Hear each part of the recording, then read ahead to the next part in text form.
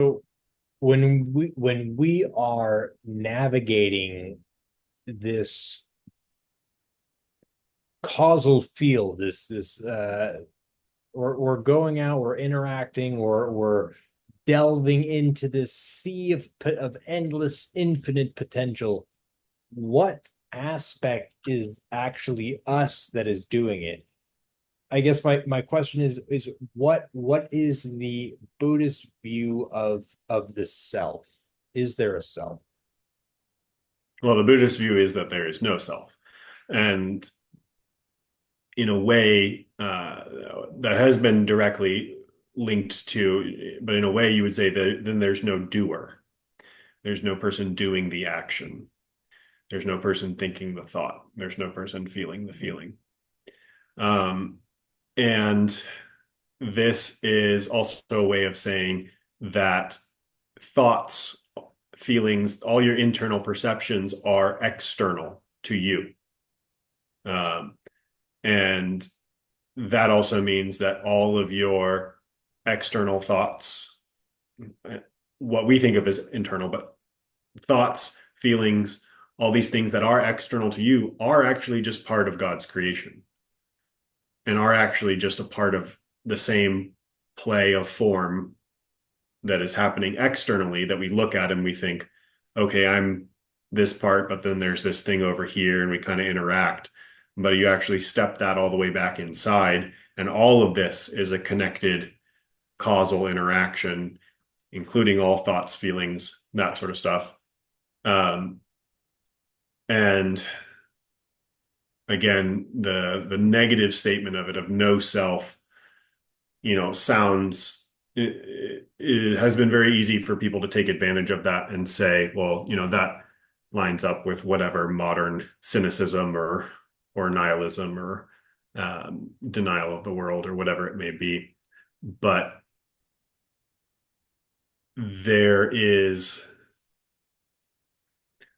while there's a directive in Buddhism to follow that detachment and notice what it brings you to, there is very clearly also directives to stay in the world and to uh, accept your place, not just as, whatever, an enlightened individual, but you're actually supposed to stay in a community. So Buddhist monks were directed to um, part of the whole reason why they go around every day and beg for food uh, for their daily meal. They get one meal and they have to beg for it, as the Buddha himself laid out this tradition. And the whole point was monks should be painfully aware of the fact that they are part of the world and they are part of a community and they are dependent on a community. They are dependent on other people. So, I mean, that alone to me, when people say Buddhism is world denying, it's like very clearly not. You can get there when you just take the abstract philosophy and play with it in kind of detached ways and ignore other things. But the Buddha himself set up this system to remind the monks that they were part of the world and they were dependent on the world and they had a duty in the world. They had specific things to do. Again, one of the eight steps in the Noble Eightfold Path is to is right action. That's action in the world. That's things that you have to do, and you have to do the right things. So I just don't buy this whole Buddhism is world denying thing. You can definitely get there, and there are people who have gone there and they use Buddhist philosophy in a way that seems coherent, but when you actually look at the doctrine as a whole, it doesn't take you there. Doesn't add up. That's that would be Harari's point of view there on that one.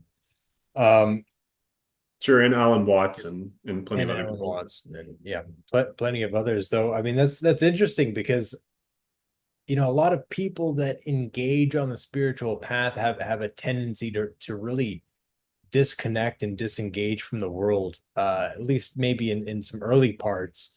And so you can see how pivotal that action is to stay connected with the world and to realize that you're still here. And not only are you here, but you're relying on other people to provide you with sustenance outside of your own means. Um, that's really, I mean, that's quite profound.